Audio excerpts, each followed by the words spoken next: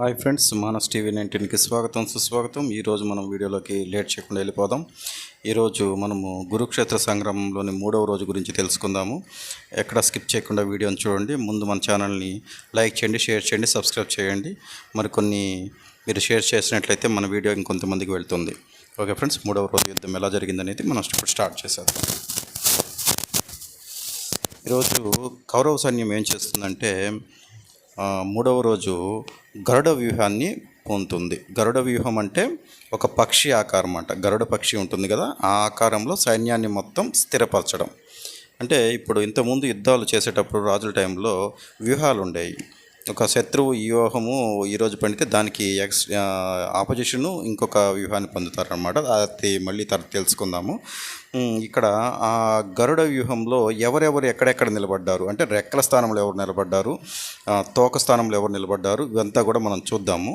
కృతవర్మ ద్రోణాచార్యుడు నేత్రస్థానంలో, కృపాచార్యుడు అశ్వత్థామ శిరోరూపంలోను అంటే తల రూపం దగ్గర, శైల్య సంధవ భగదత్త వీళ్ళందరూ మరికొంతమంది రాజులు వారి వారి సైన్యాలతో కంఠస్థానంలోను, సోరద సమేతుడైన సుయోధనుడు వెన్నుగాను, ఇంకొంతమంది రాజులు వచ్చేసి అవంతి దేశపు రాజులు వీళ్ళందరూ కలిసి తోకగాను, మగధ కళింగ దేశాది రాజులు వచ్చి సేనలు కుడిరెక్కగాను, కర్ణాటక రాజులు వచ్చేసి ఇంకొంతమంది రాజులు కలిసి వామపక్షంగాను తీర్చబడి గరుడ వ్యూహంలో కౌరవులు రణబేరి కోసం అంటే టైం అవ్వడం కోసం రణబేరి మోగుతుంది. టైం యుద్ధం స్టార్ట్ చేసే ముందు ఆ టైం కోసం ఎదురు చూస్తూ ఉంటారు. కౌరవులు గరుడ వ్యూహాన్ని పన్నారని తెలుసుకున్న పాండవులు అర్ధచంద్ర వ్యూహాన్ని వీళ్ళు అంటే దానికి అపోజిషన్గా ఉన్న వాళ్ళు పాండవులు ఈ అర్ధచంద్ర వ్యూహాన్ని పొందుతారు. వీళ్ళు ఎవరెవరు ఎక్కడెక్కడ ఉన్నారనేది మనం ఇప్పుడు చూద్దాం. పాండ్య మగధ దేశ రాజులు భీముడితో కలిసి కుడిగొమ్ముగాను, నీల ద్రుపద విరాటులు మరియు కసూర దేశ సైన్యంతో ఎడమ కొమ్ముగాను తీర్చబడ్డారు. శిఖండి దృష్టాద్ముడు వీళ్ళిద్దరూ ముందు నుంచుకొని వారి వెనక భాగంలో కరమైన గజ సంగములతో కూడిన ధర్మరాజు యుద్ధం మధ్య భాగాన్ని అలంకరించాడు. అంటే ఆ సైన్యం యొక్క మధ్య భాగాన్ని ఆకర్షించారు. నకులులు, సఖదేవులు, సాత్యకి, ద్రౌపదేయులు ఇంకొంతమంది రాజులు కలిసి కుడి కొమ్ము కాగాను ఎడమ కొమ్ము కాపుదలను కృష్ణార్జునులు ఉన్నారన్నమాట. రణబేరి మోగింది. మోగడమే ఆలస్యంగా ఇరు దేశాల వాళ్ళు, ఇరు రాజులు యుద్ధానికి పెద్ద ఎత్తున విజృంభించారు. దుర్యోధనుడు భీముని మీదకు వెళ్ళి 5 భయంకరమైన బాణాలను ప్రయోగించాడు. భీముడు చిరునవ్వుతో ఒకే ఒక్క బాణం బలంగా దుర్యోధను రొమ్మున వేశాడు. ఆ బాణం గుచ్చుకున్న వెంటనే దుర్యోధనుడు కిమ్మన రథంలో ఉండిపోయి మూర్చపోయాడు. అంటే స్పృహ తప్పి కోల్పోతాడనమాట. అతని రథసారథి ఏం చేస్తాడంటే రాజు ఎప్పుడైతే రథసారథి యొక్క కర్తవ్యం ఏంటంటే రాజు ఎప్పుడైతే తన రాజు రథంలో పడిపోతాడో వెంటనే అతన్ని కాపాడడం, అతన్ని యుద్ధభూమి నుంచి దూరంగా తీసుకొని వెళ్ళిపోయి అక్కడ దూరంగా విడిపించేస్తాడు. అది చూసి భీముడు ఒక్కసారి సింహనాదం పెద్దగా అరుస్తాడు. ఆహా, నేను చేసిన బాణం చూడండి ఎట్లా అయ్యిందో నా బాణం వల్ల అని.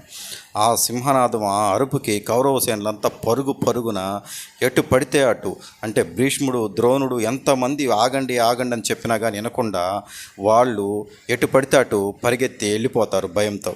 దుర్యోధన సైన్యం కూడా ఎలా పరిగెత్తి వెళ్ళిందో కూడా తెలియదు, అంత దూరము పరిగెత్తి వెళ్ళిపోతారు.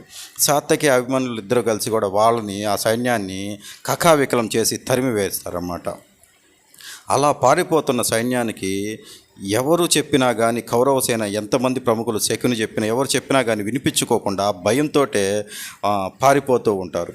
కృష్ణార్జునులు కూడా వారిని తరుముతూ అంతా కూడా అయోమయం పరిస్థితికి గురి చేస్తారు. అదే వేళకు దుర్యోధనుడు మూర్చపోయిన ఉంటాడు కదా, అతను తేరుకొని అతను రథసారథినితో గొడవ పడతాడు. నువ్వు ఎందుకు నన్ను ఇక్కడి నుంచి తప్పించి దూరంగా తెచ్చావు అని చెప్పి దూషిస్తాడనమాట.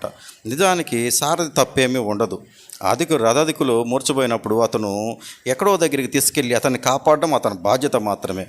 కాకుంటే సుయోధనుడు అవన్నీ పట్టించుకోకుండా రథసారథిని చాలా నిందిస్తాడు. 3 దిక్కులా పారిపోతున్న సైన్యాల్ని 4 దిక్కు నుండి కమ్ముకు వస్తున్న సేనలను పరిస్థితిని అర్థం చేసుకుని వెంటనే అదే రథం ఎక్కి దుర్యోధనుడు వస్తాడు. ఈ సేనలంతా పారిపోవడం చూసి దుర్యోధనుడు అదే రథం ఎక్కి మళ్ళీ తిరిగి వస్తాడు. వచ్చి రాగానే ఇతను ఉన్న ప్రముఖులందరినీ కూడా అంటే పెద్దవాళ్ళందరినీ కూడా యుద్ధానికి ఉన్న వాళ్ళందరినీ కూడా దూషించు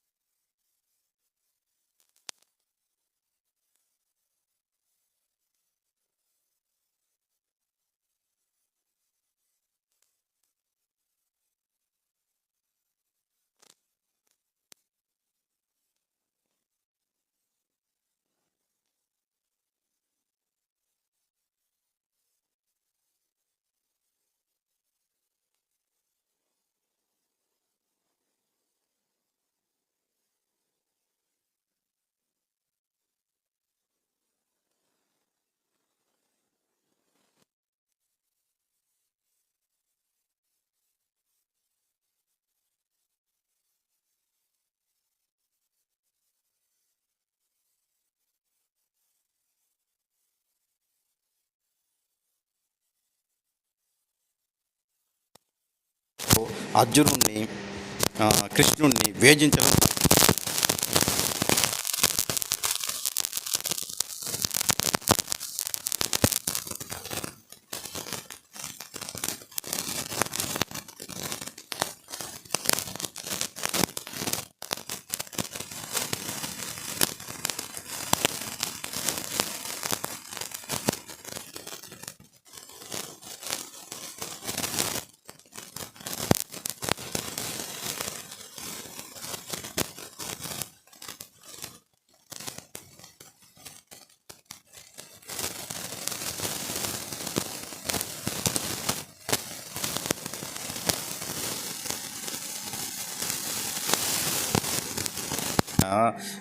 ఈ పాండవ సైన్యాలు అలా అర్జునుడు కోప్పడటంతో కొంచెం ధైర్యం తెచ్చుకొని నిలబడతాయన్నమాట. కృష్ణార్జునులు ఇద్దరు మరోసారి పాంచజన్య దేవదత్తాలను పూరిస్తారు.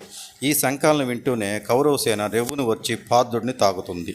అంటే అర్జునుడి మీదకు అందరూ వచ్చేస్తారు. తన మీదకు యుద్ధానికి వస్తున్న వాళ్ళందరినీ యమపురికి పంపించేస్తాడు. అంటే భయంకరమైన బాణాలతో వచ్చిన వాళ్ళు వచ్చినట్టే చంపివేస్తూ ఉంటాడు.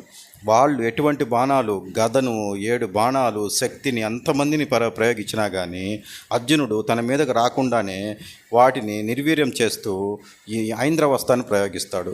శక్తివంతమైన అస్త్రం భయంకరమైన రూపం ధరించి కౌరవ సేనను విపరీతంగా వేధించడం సాగుతుంది. ఇక అర్జునుడు భూరిశ్రుతుడు ధనస్సును విరగ్గొట్టేస్తాడు. శల్యుణ్ణి 9 పదునైన బాణాలతో కొడతాడు. ఒకే ఒక్క బాణంతో దుర్యోధనుడిని కొట్టడంతో ఆ దెబ్బకు సుయోధనుడు రొమ్ము పగిలినంత పని అయిపోతుంది.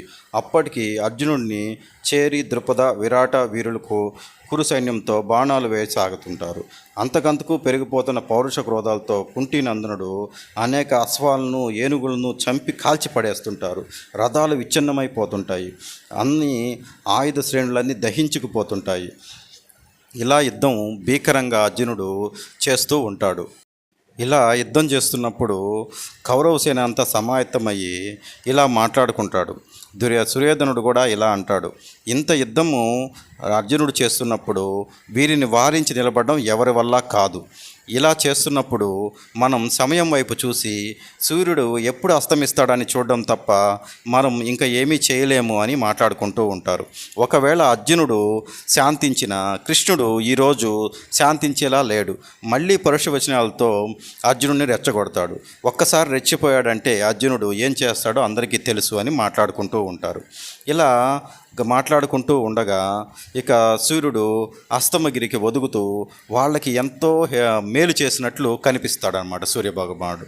అది గమనించడమే తరువుగా దుర్యోధనాదులు హృదయాలు తేలికపడ్డి ఊపిరి పీల్చుకుంటారు. సూర్యాస్తమ నెపంతో రణ విమాన బేరి మోగిస్తారు. అంటే స్టార్ట్ అవడానికి మనకి ఒక యుద్ధ బేరి ఉంటుంది. అది యుద్ధం ముగించడానికి కూడా ఇంకొక యుద్ధ బేరి ఉంటుంది. అంతలో ఈ పూటకు బ్రతికామురా బాబు అనుకుంటూ కౌరవ సేన అంతా శిబిరాలకు మళ్ళీపోతాయి.